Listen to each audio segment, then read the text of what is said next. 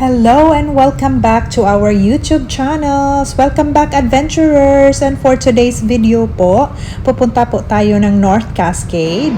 Pero wait lang, yung nakikita nyong lumilipad na helicopter, hindi po yan ang rides namin. Kasi yung helicopter na yan is naghakot ng tubig from the river kasi may sunog po dyan sa area na pinuntahan namin. So for today, pupunta po kami sa Thunder Knob na trail. So mag-hike po kami ng mag-ama ko. So ito po yung map.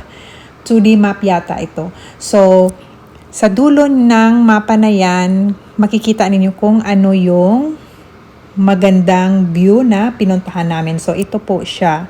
So yan po siya sa taas. That's after a 2 miles hike.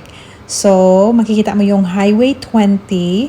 Medyo foggy siya, but then we still have the nice view po sa taas. Yung sabi nga nila, piso na lang pamasahe, pakadto sa langit.